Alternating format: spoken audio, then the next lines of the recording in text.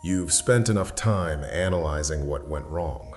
You've replayed every mistake, dissected every failure, convinced yourself that understanding the problem is the same as solving it. But it's not. Understanding changes nothing. Action does. And while you've been sitting there blaming yourself for who you were yesterday, you've been wasting who you could become today. You think the guilt means something. You think feeling bad about your past proves you've changed, but guilt without movement is just another form of comfort. It's easier to sit in regret than to stand up and do the work. It's easier to punish yourself mentally than to challenge yourself physically. You've turned self-blame into a ritual, a daily performance where you remind yourself how much potential you've wasted, how many days you've lost, how far behind you are. And then you do nothing. You sit with it, you let it consume your energy, and you call that reflection. But reflection without action is just overthinking, and overthinking is just fear dressed up as wisdom. You're not being thoughtful, you're being afraid. Afraid that if you move forward, you'll fail again. Afraid that the effort won't matter. Afraid that even if you try, you'll still be the same person who let yourself down before. So you stay stuck. You stay in the story of what you did wrong instead of writing the story of what you're going to do right.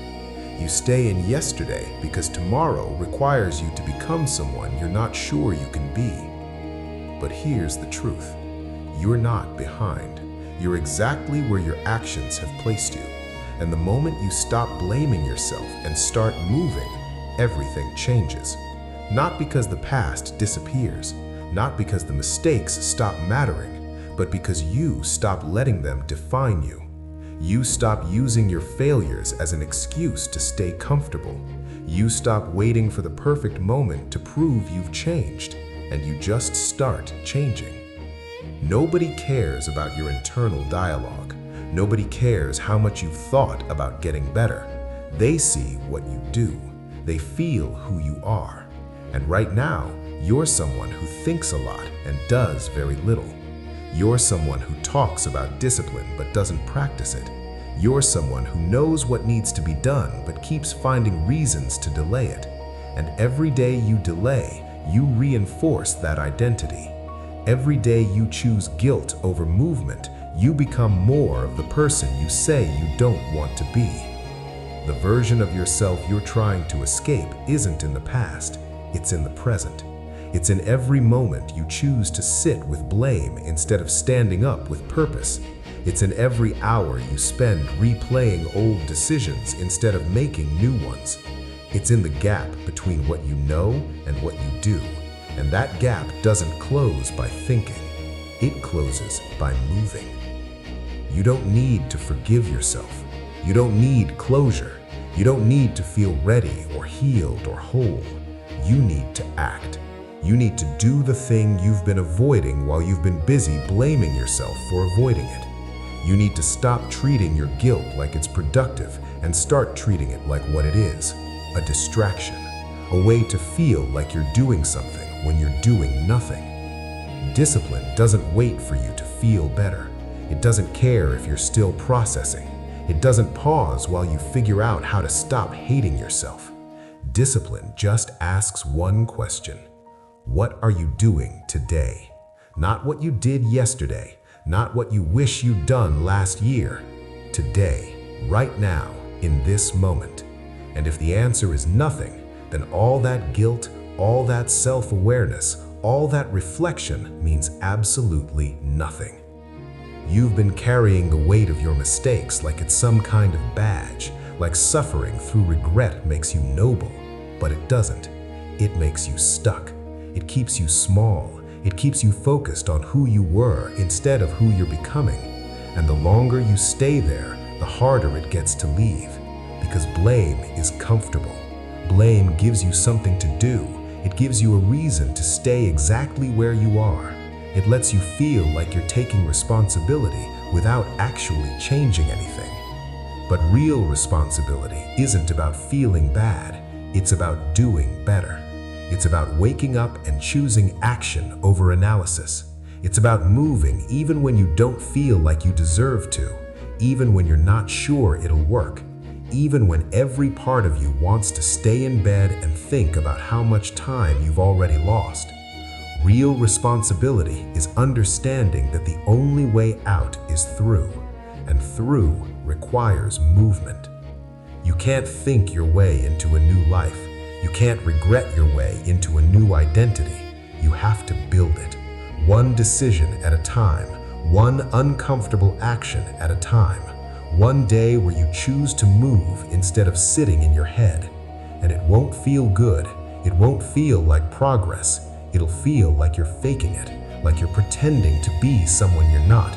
But that's exactly what growth is. Acting like the person you want to become before you feel that person. Moving before you're ready. Doing the work before you believe it'll matter.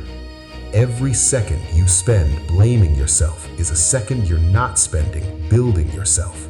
Every minute you waste on regret is a minute you could be using to create something different. And you know this. You've always known this. But knowing doesn't change anything. Only doing does. Only the decision to stop punishing yourself for yesterday and start challenging yourself today. Only the willingness to let go of the story you've been telling yourself and start living a new one. You don't get to carry your past and your future at the same time. You have to choose.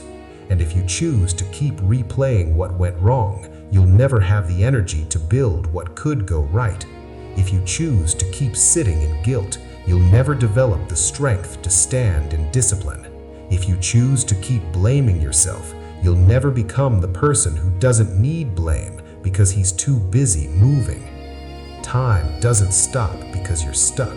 It doesn't slow down because you're not ready. It just moves. And every day you spend in your head is a day someone else is spending in action.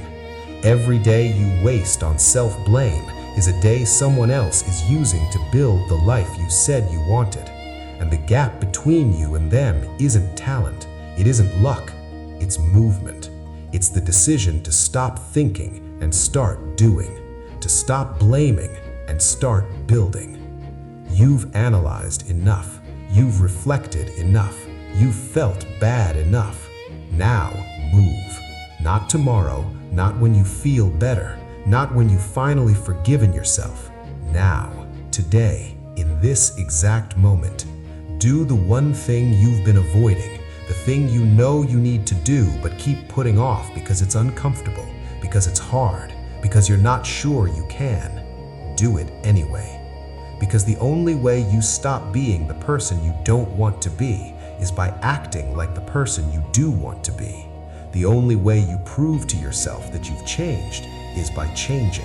And change doesn't happen in your thoughts. It happens in your actions, in the decision to move when everything in you wants to stay still, in the willingness to be uncomfortable when comfort has been your prison.